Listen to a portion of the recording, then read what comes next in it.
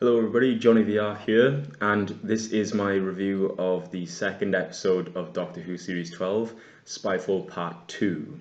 Now, the first part of this video, I'm going to keep it spoiler-free, and I'll give you a spoiler warning when I start to talk about more of the plot points and things that went on in the episode. So, if you saw my last review, you would have known that I really enjoyed the last episode of Doctor Who. I give it 8.7, I think, quite high. But I did go back, I rewatched it between then and now, and I still thought it held up very well in my opinion. I still liked it a lot, and I thought it was easy watching again. So how on earth does he follow up the sort of blockbuster start to the season? You know, it's like a James Bond movie, a lot going on, everyone together.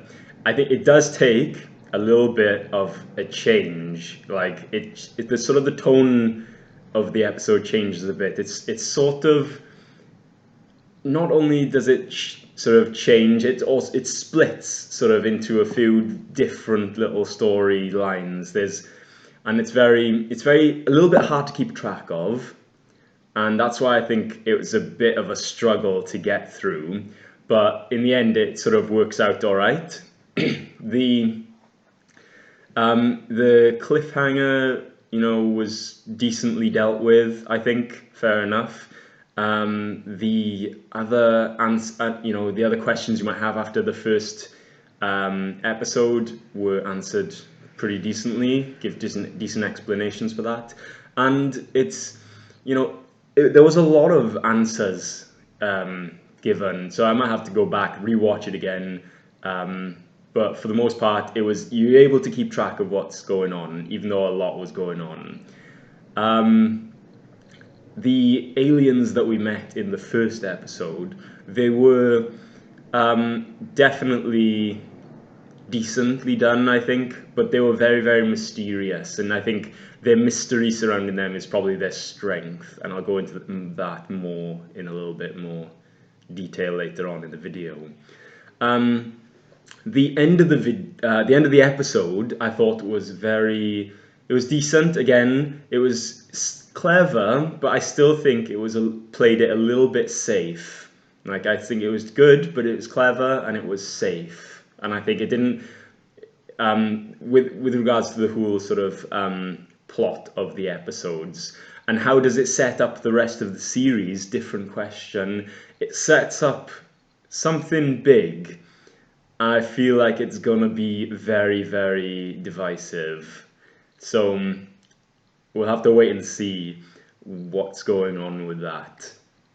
Overall, I think it was a good episode. I think it will need to be watched a couple of times for you to sort of understand what's going on. The characters are good again. Lenny Henry, really good. Sacha Dhawan, brilliant. It's decent, but for the rest of the video, I'm going to go into spoiler territory. So here's your spoiler alert. And if you want to watch the rest of this video, you can either go watch the episode and come back, or you can skip to the end of the video where I'll give my score of the episode.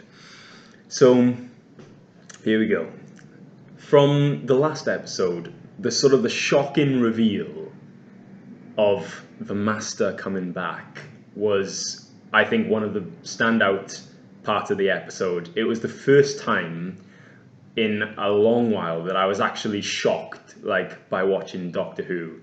It surprised me, and it totally, like, made me feel like this is what happens when you don't leak things or you don't spoil things for the viewers. Like, when John Sim returned in season 10, like, that would have been a huge reveal, but they announced him before the series even started. So to me, it just showed that the power of keeping this sort of thing away from, like, media and, advertising shows just how brilliant it can make the show.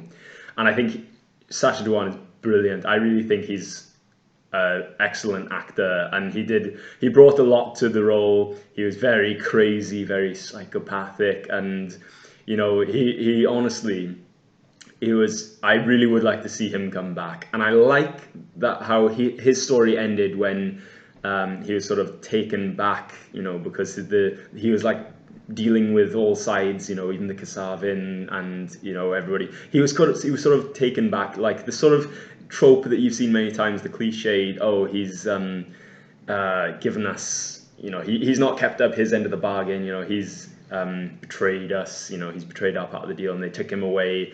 Yeah, it's sort of been done before, but it's like I say, it's safe. It's clever, but it's safe. And it makes sure that he's just stuck somewhere, which means that he can be called upon for a return at any point. But I really think he's great. I love that we get to see his TARDIS, and I love how his house becomes like his TARDIS, very eerie, very mysterious, very evil looking. The other villain of the episode, Lenny Henry's Daniel Barton, was he continues being the villain of this 2 episodes. Yes, a lot of the time is dedicated to the Master, but he's sort of like a villain under the covers, and I really like that. I think he's done a really good job. He's excellent actor, and his ruthlessness is sort of very much fitting for the Master. Like, he killed his own mum, like, right in front of him, and that sort of that's crazy. He does a really good job, and his whole speech about technology I thought was one of the best parts of the episode. Because not only did he give that speech in a sort of a menacing way, but also a very calm, controlled way, and he starts saying things about technology, and you start thinking, oh, I get this, this has been sort of said before, internet safety and all that. But then he keeps on going. He keeps on saying all the more things that maybe you didn't think of there on the spot. He says it to your face, and I think that's what made that scene stand out for me, because it really goes deep into technology and how it can sort of influence us and can it ultimately be our downfall. And he's very, very, very menacing, and his little message, humanity is over, you have 3 minutes to prepare. Wow, like that's like boom, straight away, proper evil right there. And I think he's a really good villain, and I like that he's 7%, or is it 7% alien, because they had to test on him or something like that. It was all right, decent, but what did they replace his DNA with? Kasavin stuff? I don't know. It doesn't really say, but overall, I think he's a great character, great villain, and again, the classic Chibnall trope where there's a scene, like a little moment dedicated to him, where he scuttles off. He calls in some guys to take him away, so he's definitely still alive. He's definitely out there, poised to make a comeback, and that's seen a lot in season 11. You got the Tim Shaw at the beginning who came back. You had the president guy who looked like he's going to come back. You had that Krasko villain from the Rosa Parks episode. It was, they don't dispose of the villains. They make them go away. So if they come back like in one sort of huge alliance thing in the future, again, it would kind of be a little bit cliche. I feel like these guys are best done. It would be better to give Daniel Barton his own revenge story, or his own sort of influence in other events. Let's have a look. This different part of the story, what I was talking about earlier, how it sort of splits. It takes a sort of unexpected turn when they start doing the whole chase through time. So the Doctor gets sort of pulled in through the Kasavin world, and then ends up in the 19th century, and then it's all very well and good. She's stuck there, and she's sort of meeting a bunch of new people who I think they either expected us to know, or they think, these people ought to know these people, so we'll put them in here. But she ends up there, and it's all very well and good, and then the Master comes along at each point in the time, and he steals it. And the moment when he walks in the 19th century, when they're in that little carnival, and starts shrinking people, it's all a bit menacing, and he really enjoys it. And you can see that when he's talking to people like, did you move, like when he's asked them all to stay still, like, because he just wants to keep on doing it, you can tell. And I think for the first time is this series, you actually see Jodie Whittaker's Doctor being genuinely afraid, genuinely not being, not giving an inch to the master. He says to her, say my name, and she's for a moment you think like she's not going to, but she does. She concedes. He calls him the master a fair few times, and I think it's all done very. She knows what she's doing, and that just makes it even better, because when she realizes that he doesn't have complete control, she knows there's hope. But yeah, very good. And then they jump to Paris in World War II. Again, his appearance as a German officer, very good. It's really fitting to him, because he gets to use a lot of disguises, which is like classic. Like, he's very much a new master with a lot of classic in him, and he likes to put on disguises like he did in 19th century, like an old Victorian magician guy, and then as the German soldier. Very, very, very good. It was a good way to let him be his own master in the space of 2 episodes, or 1 episode, because he only really showed up in the end of that. So yeah, I thought it was good. But the thing is, I think the main point of this sort of half of the episode, if you will, is the chase between Doctor and the Master through time. Like, when you skip back to the present day, and you've got Yaz, Graham, and Ryan all carrying on their spy stuff. It's decent, but it breaks it up a little bit, but it sort of struggles, because you've got whereas in the first episode you had one narrative, you had them all as a group, you had them figuring it out, sort of very little splits, only when Yaz and Ryan go into his office. But this episode, it's almost split all the way through, and they only reconvene right at the very end, which is, it's a little bit, it threatens to fall on its face, I think. But for the most part, it's done decently. But I just think that a lot of the complaints is that a lot of the episodes, the companions don't have a lot to do, or one of the companions doesn't have a lot to do. In this episode, it does seem like almost all of them have nothing to do. And, it's very much like they're on the run. The threat from Barton when he shows their faces is very, very real. It feels real. But then they hide away. They talk about how little they know about the Doctor, and it's all very, what are they doing now? And and the thing is, it feels as if because they didn't have anything to do, they sort of had people chasing after them, and then they got to use the spy things that they had from the first episode.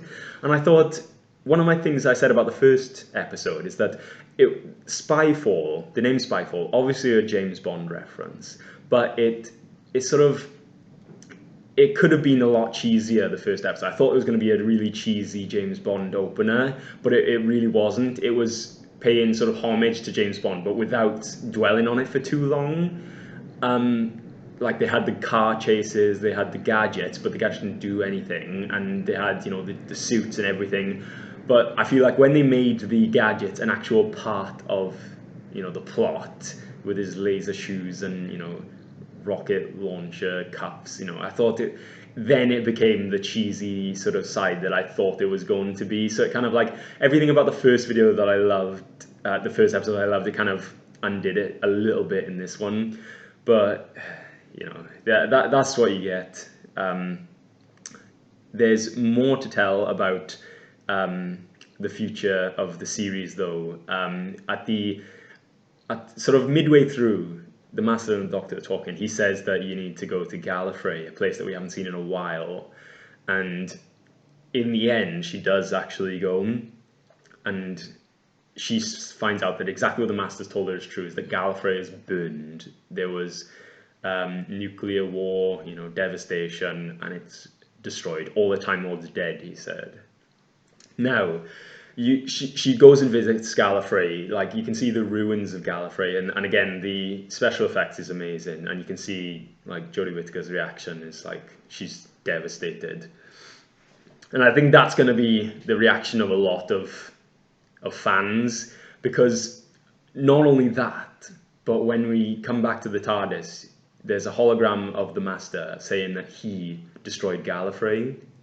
Now, that's totally like, you know, the Master is crazy, but like killing your entire race crazy, it's a bit, you know, it's sort of, it makes you ask questions, but it's sort of, I think it's likely to split fans, because you had the Doctor who blew up both the Daleks and the Time Lords, and you thought that was bad, but you know that he did it for the right reason.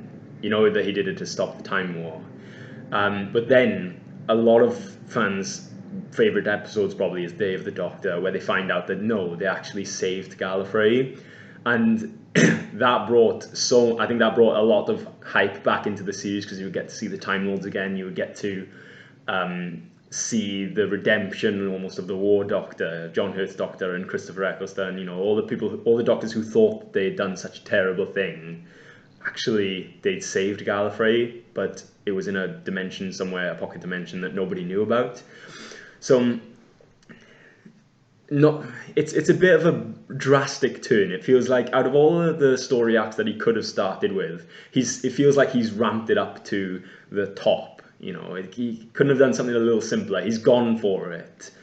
And not only that, but the reason why the Master destroyed Gallifrey is because he claims that all of Time Lord society is a lie, and how it's all built on the lie of the timeless child, which many people will know was one of the key points of the first series with Jodie Whittaker, how this was mentioned, and people have been asking, what on earth does it mean?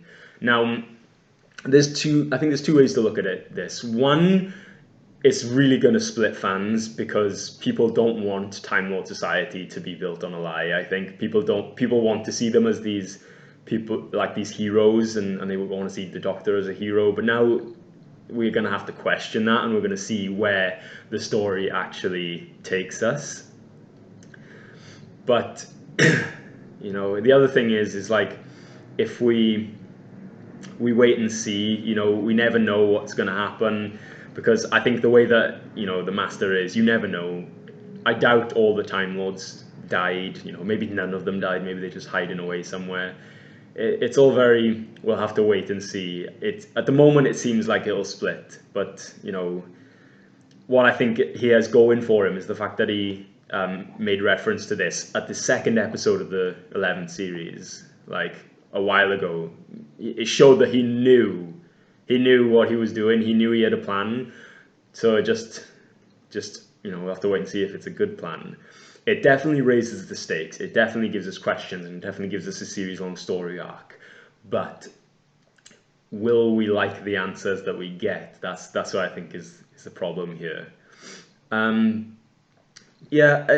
Overall, I think it's a decent episode. It's a clever episode, but it's also safe, and I think that it relies a lot on old tropes, like old things that have been done before, like the companions on the run. You know, it kind of makes me feel like when they were on the run from the Master before the Sound of Drums, you know, where you had Jack and Martha and the Doc, and you also then had, you know, bits of gridlock, you know, where, you know, Martha was asking about the Time Lords and the people, and the Doctor's like, I don't know. They're great, and she asked, can we go there? And the Doctor's like, no, or another time. And that sort of whole conversation is repeated almost, you know, between the Doctor and Yaz. So it's all a bit, you know, here, there, and everywhere. Where I like the aliens. I think the Kasavin were decent, but I think the greatest thing about them is their mystery. How we still don't really know much about them. How you know they're from another dimension. You know, and you know, what could the other dimensions be like? You know, it's very much like that. And overall, I think it's a decent episode. I don't think it reaches the heights of the first one. I think it would have benefited if, you know, it was one narrative rather than it had this split of the sort of the past, the race through time, and the present day. But overall, decent. I think I'm going to give it a 7.5, because it's not, I don't think it's as good as the first episode, and the steps that were taken were very much, you know, make me nervous, and I think it's going to make a lot of fans nervous. I can imagine a lot of people kicking off about this. But yeah, that's my review.